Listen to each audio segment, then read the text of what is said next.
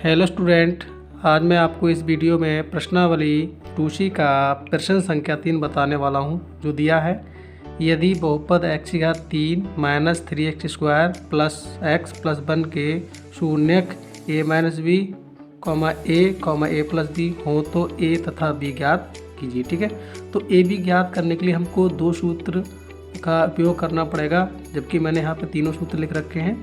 पहला सूत्र दिया है 3 शून्यकों का योग बराबर माइनस x² का गुणांक बटे x3 का गुणांक। दूसरा सूत्र है 2 शून्यकों को एक साथ लेकर उनके गुणनफल का योग बराबर होता है x का गुणांक बटे x3 का गुणांक।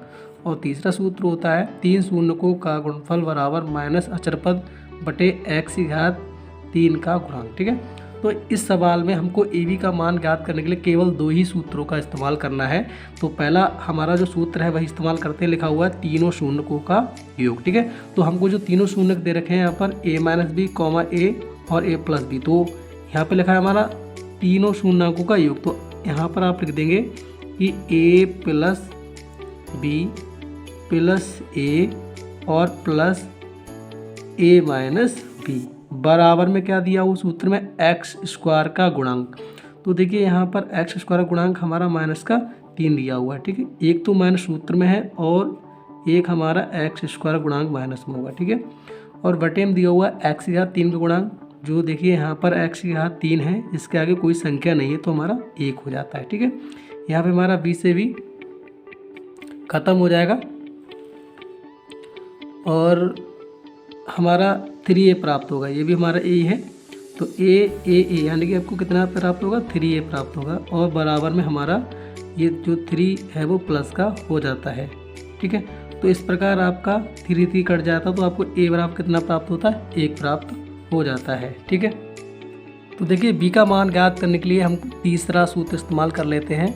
यहाँ पर जरूरी नहीं कि आपको 3 सूत्र ही इस्तेमाल करने पड़े।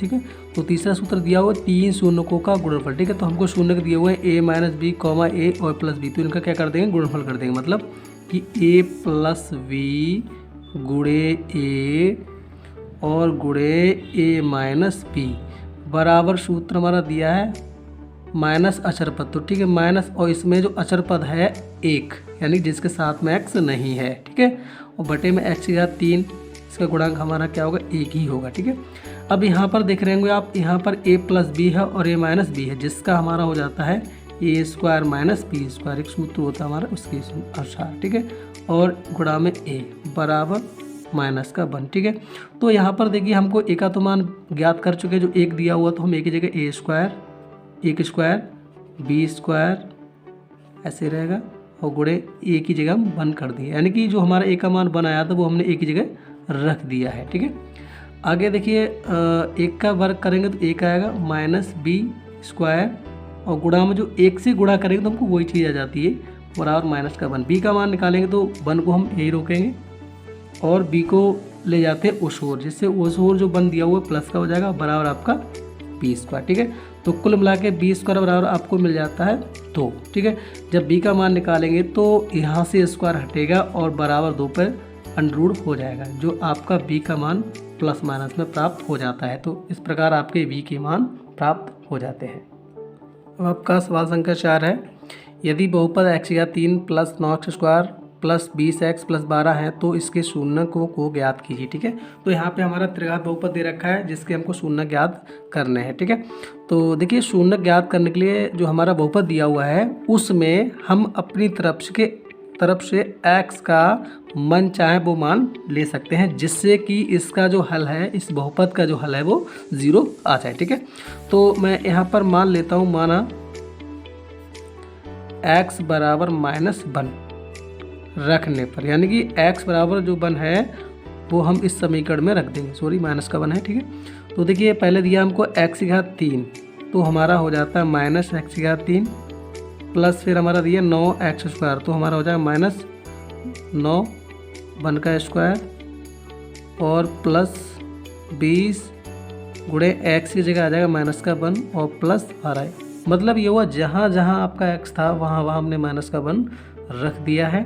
ठीक है, तो देखिए यहाँ पर -1 दिया हुआ, इसका हल हमको माइनस में 1 ही मिलेगा, क्योंकि जब भी किसी संख्या माइनस संख्या विषम घात होती है तो वो माइनस में संख्या प्राप्त होती है। ठीक है, प्लस यहाँ पर देखिए 9 गुणा प्लस का 1 हो जाएगा क्योंकि विषम घात है, और यहाँ पर 20 से कम 20 हमारा माइनस में आ जाता है, प्लस आपके 12। ठीक है, तो यहाँ पर देखिए माइनस का 1 और 9 एक कम 9 माइनस 20 और प्लस 12। ठीक है,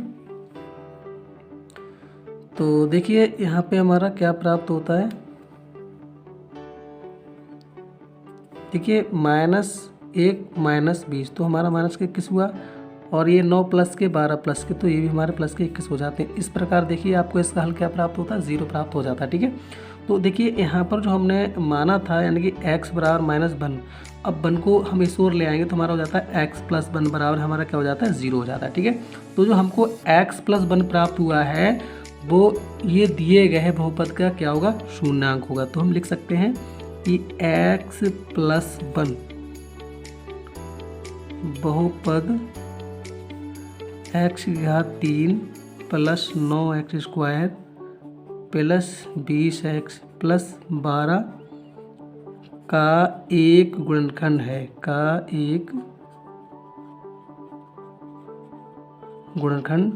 ठीक है, तो जब ये गुणनखंड है तो देखिए आगे हमको क्या करना है, तो हम इसको यानी कि x + 1 को 3 जगह लिख लेंगे हम।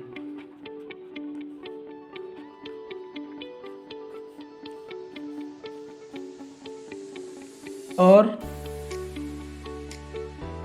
जो हमने 3 जगह x + 1 को रखा है उसमें इन जो दिया हुआ बहुपद है इसको लाने के लिए संख्या से गुणा करते हैं। तो पहला हमको दिया हुआ x⁴, ठीक है, तो यहाँ पर हमको क्या दिया हुआ, x दिया हुआ, तो इसका मतलब आपको यहाँ पर x² से गुणा कर दीजिए।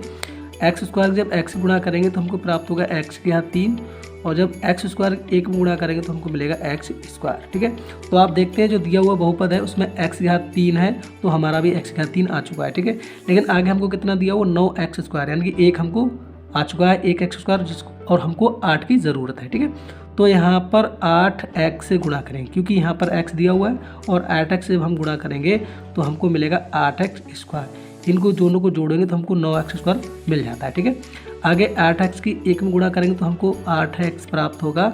अब ज़रा इसकी ओर देखते हैं, हमको कितना 20x चाहिए, यहाँ पर हमारा कितना प्राप्त हुआ, 8x, तो हमको 12 से गुणा करनी है इसमें, क्योंकि x हमारा दिया हुआ है, जब 12 से गुणा करेंगे तो हमारा 12x हो जाएगा, और प्लस 12 एकम 12। ठीक है, अगर हम इनको हल करेंगे मतलब जोड़ेंगे तो हमको यही वाला बहुपद प्राप्त हो जाता है। ठीक है, अब क्या करते हैं आगे जो हमने 3 जगह x + 1 को रखा था उसको हम एक जगह ले लेते हैं, बाकी यहाँ से जो हमारा x² आ गया, और यहाँ से प्लस का 8x हो गया, और यहाँ से प्लस का हमारा 12 हो गया। ठीक है, तो आगे देखिए क्या करना है हमको, x + 1 हमारा ऐसा ही रहना है, और ये हमारा बन गया 2 घात बहुपद।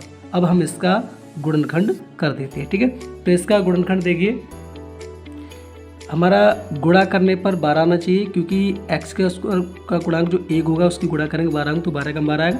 ठीक है, और गुणा करने पर हमारा 12 है, जोड़ने घटाने पर हमारा 8 आना चाहिए। ठीक है, तो हमारा गुणनखंड होगा इसका 6 दूनी 12, यानी कि 6 + 2 जोड़ेंगे तो 8 मिलेगा, गुणा करेंगे तो 12। ठीक है, तो देखिए आगे क्या करना है हमको, x + 1 x² प्लस, देखिए यहाँ पर हम x से गुणा करेंगे तो 6x और प्लस 2x हो जाएगा, और प्लस हमारे 12। ठीक है, तो x + 1, यहाँ पर देखिए इन दोनों से हमारा x कॉमन आ जाएगा, तो यहाँ से हमको x बचेगा, और यहाँ से प्लस का 6 बचेगा, क्योंकि जो x था वो जा चुका है। इसी प्रकार देखिए यहाँ से हमको 2 कॉमन आ जाएगा, क्योंकि x कॉमन नहीं आएगा, क्योंकि यहाँ पे x है लेकिन यहाँ पे x नहीं है, तो केवल 2 कॉमन आएगा, जिससे हमारा x और प्लस के 2 छंग 12। ठीक है, तो देखिए यहाँ पे हमको प्राप्त होता है x + 1 जो दिया हुआ है, और हमको यहाँ से देखिए ये दोनों समान आ चुके हैं, जिनमें से हमको केवल एक ले लेना है, x + 6, बाकी हमारा x यहाँ से और प्लस हमारे 2। ठीक है, तो आप देख रहे होंगे ये हमारे 3 गुणनखंड प्राप्त हो जाते हैं, और शून्यांक ज्ञात करने के लिए यहाँ पर हम इनके साथ 0 रख देंगे। ठीक है, लिख देंगे शून्यांक, शून्यकों के लिए। ठीक है, तो हमारा पहला दिया हुआ x + 1 = 0, जिससे हमारा x बराबर -1 प्राप्त हो जाता है। ठीक है, दूसरा दिया x प्लस 6 बराबर 0 रख लेंगे, जिससे हमारा x बराबर माइनस का 6 प्राप्त हो जाता है। और तीसरा हमको प्राप्त हुआ है x प्लस 2, जिसके बराबर 0 रख लेंगे, जिससे हमारा x बराबर माइनस के 2 प्राप्त हो जाते हैं। इस प्रकार इस सवाल के शून्यांक ज्ञात हो जाते हैं। देखिए, अगर आपको ये चेक करना है कि हमारी शून्यांक गलत है या सही, तो देखिए जो हमको बहुपद दिया हुआ है, ठीक है, वहाँ पर इन मानों को रखेंगे तो हमको 0 ही प्राप्त होगा। तो इस प्रकार हम चेक भी कर सकते हैं हमारी शून्यांक है या नहीं है। अब मैं आपको सवाल संख्या 5 बताता हूँ, जो दिया है, यदि बहुपद x की घात 3 minus x square plus x plus 3 का एक शून्यांक a है तो a का मान ज्ञात कीजिए। ठीक है, तो यहाँ पर हमको एक शून्यांक दिया हुआ है। एक शून्यांक का मतलब कि हमको एक x बराबर a दिया हुआ है। ठीक है, तो यहाँ पर लिख लेते हैं दिया है।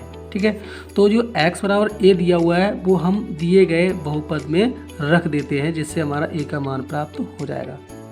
तो लिख लेंगे रखने पर। ठीक है, तो हमारा जो बहुपद है वो दिया हुआ है x की घात 3 minus x square plus x plus 3 बराबर हम क्या रख लेंगे 0, और a का मान लगा देंगे तो a की घात 3 हो जाएगा, माइनस हमारा हो जाएगा यहाँ पे a, और ए स्क्वायर की एक्स स्क्वायर तो हमारे यहाँ पे ए स्क्वायर हो जाएगा, और प्लस a प्लस 3 बराबर 0। ठीक है, तो a की घात 3 और ये भी हमारा a की घात 3 हो जाएगा, गुणा करेंगे तब, और प्लस a और प्लस 3 बराबर 0।